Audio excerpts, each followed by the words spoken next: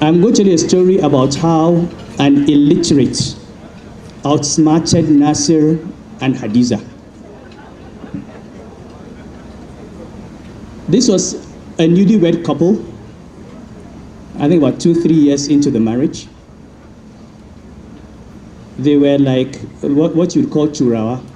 They had just bought this Mercedes-Benz 200 car. I think it was a Kumbo. And they had this habit of hanging the key because they had no children. They had one Megad who was a Tuareg Buzu. So they had this habit of hanging the key in an open place. Anyone that was going to drive would just take the car and drive. And this Tuareg must have thought, so these educated, smart people, because they're taking me for granted. Unknown to Nasir and Hadiza, this man went and learned how to drive. One day he just picked the key, entered the car in broad daylight, drove, and no one has seen him since that day. This was 1988. So I think the lesson there is that you can be the smartest person in the world and you can still be outsmarted by people who you underestimate. Now, we talk about birthdays and talk about happiness. I remember a few weeks ago someone asked me, "Are you happy?" And I said, "I hope not." And he was surprised. The truth is, nobody who is a leader in northern Nigeria today can afford to be happy. You can't be happy with 87% of the poverty in Nigeria being in the north. You can't be happy with millions of northern children out of school. You can't be happy with 9 states in the north contributing almost 50% of the entire malnutrition burden in the country. You can't be happy with the drug problem. You can't be happy with the Boko Haram problem. You can't be happy with political thuggery. You can't be happy with all the issues, the Almajiri problem that we have.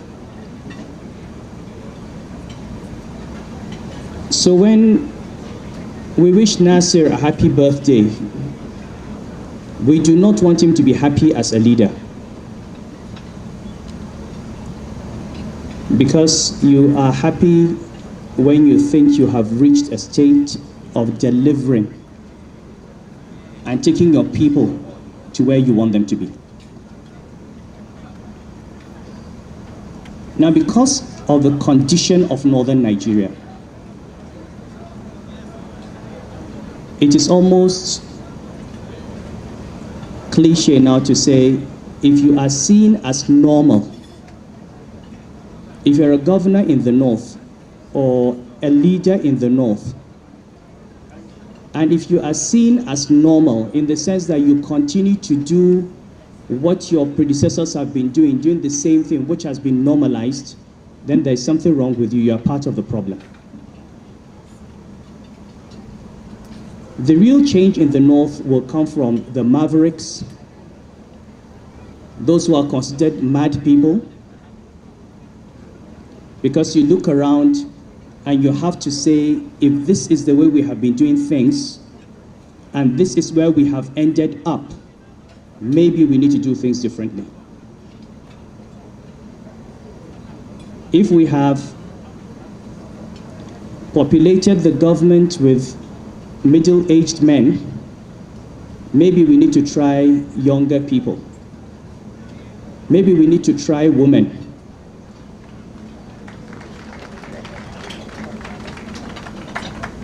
If we have spent our time and our money on physical infrastructure, maybe we need to invest more in the education of our children. Maybe we need to invest more in nutrition. Maybe we need to invest more in primary health care. And the truth is, if you look at what Nasser is doing in Kaduna with 40% of his budget in education, that is the only thing that is going to save the North. And I know that when we say these things, they don't go down well. We've been saying this for 20, 30 years. If the North does not change, the North will destroy itself. The country is moving on. Quota system that everybody talks about must have a sunset clause. The reason people like Nasser stand up and they're nationalists is that you don't have any sense of inadequacy. You don't need to ride on being from Kaduna State or being from the North or being a Muslim to get a job. You go with your credentials, you go with your competence, you can compete with any Nigerian from anywhere. We need to get our northern youth to a point where they don't need to rely on being from a part of the country to get a job. And believe me, if we don't listen, there will be a day when there will be a constitutional amendment that addresses this issue of quota system and federal character. The rest of the country cannot be investing, educating its children, producing graduates, and then they watch us, they can't get jobs because they come from the wrong state, when we have not invested in the education of our own children. So as we celebrate Nasser at 60, we need to celebrate him as a public officer who is addressing the core problems of his constituency. It is education. It's girl-child education, it's women's rights, it's child begging, parental irresponsibility, demographic growth. It's managing a multicultural, multi-ethnic, multi-religious society and bringing them into one community where they're all citizens. And he's done a lot that we can learn from. So I am proud to count Nasser as one of my friends. I usually say that I have to keep him as a friend because he's the only person in Nigeria beside whom I am considered a moderate.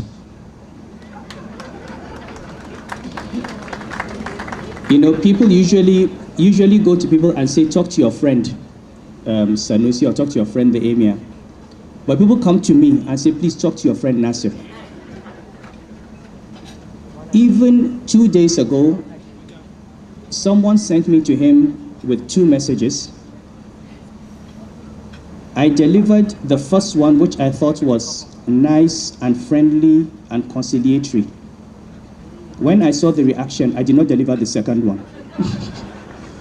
I'm waiting for the right time to deliver it. I still have to deliver that message.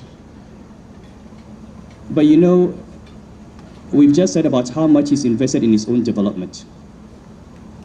He's not just a quantity surveyor, he's a lawyer, he's got master's degrees, you've heard over 80 certificates from Harvard.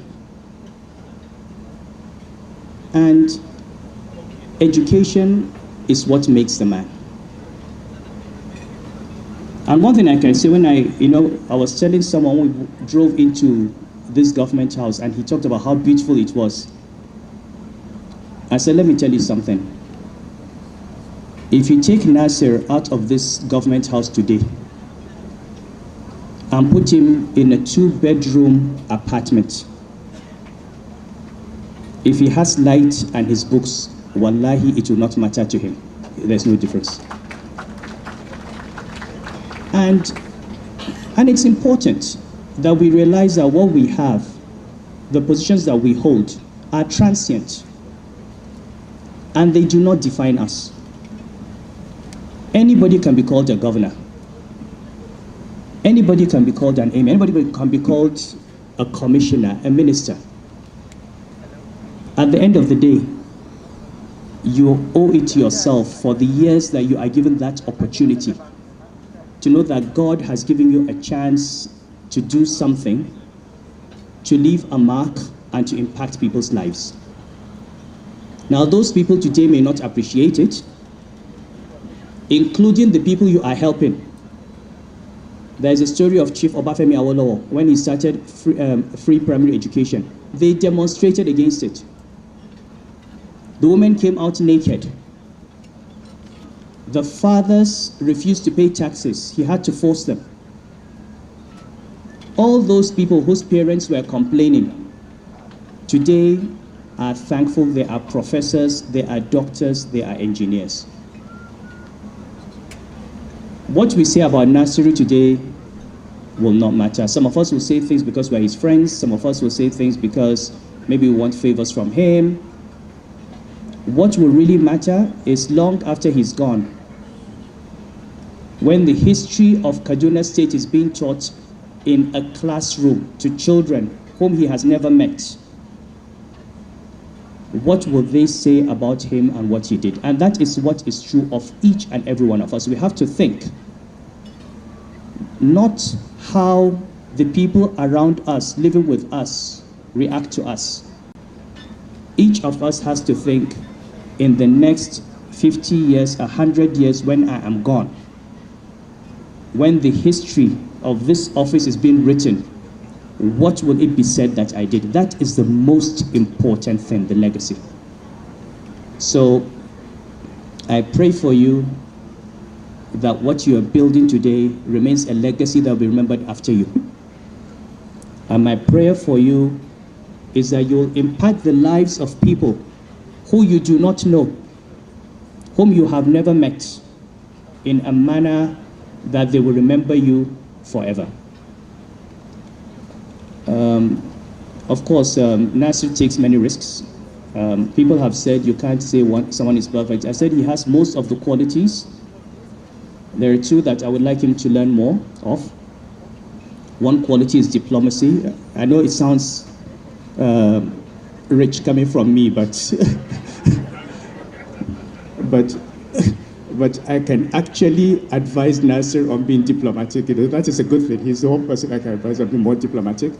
The other is more patience with people. Because as we grow older, we realize that not everybody will be at our level.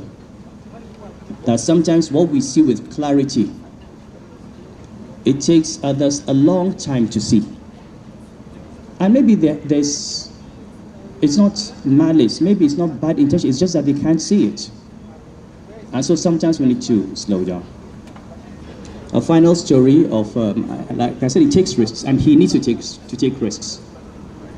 When he had a problem with teachers in Kaduna State, some of his political friends came to me and said, advise your friend, he's on his first term. He should not take this risk, he can lose the election. So I said, okay, I will advise him, but I know he will not listen to this advice. I mean, I wasn't surprised, I knew what his answer would be, but I came to him. I said, Nasir, some people think you should wait until you get your second term. He said, Your Highness, if the people of Kaduna State want to vote me out because I want good education for their children, let them vote me out. You know, and that is really the attitude. People, you win an election. After you win, you should be governing for the people. You should not be in a campaign mode for 4 years. You were elected to deliver a service, deliver the service. If people appreciate it and vote for you, fine. If they don't, you have done your bit. The biggest risk he has taken, which I saw today, which I would be very careful about taking, is to have a documentary and have your wives talk about you. I'll be very careful about that. I don't know if you saw this documentary, but certainly if anybody offered to interview my wives, I would make sure I edited that documentary before it came out. So on that note, Nasser, you've been part of my life, Hadiza, and then I met Asia and Umi later. Your family to me, as you know. I've known you now for what, 44 years. Makes me feel very old. We can't remember when we met each other. We're going to remain friends and brothers and sisters to the rest of our lives, and I do hope that for the rest of our lives we'll continue to give back. As I said in your house, when someone said to me, continue sacrificing, I said, we are not sacrificing. This country has done everything for us. It gave us an education. It gave us opportunities to earn. It gave us opportunities to serve. What we do is paying back a little bit of what we got and trying to provide for the next generations the opportunities that we had, which sadly many of them are being denied. So this is time for reflection for all of us. We celebrate him, we encourage him, and we encourage ourselves to emulate him and to serve.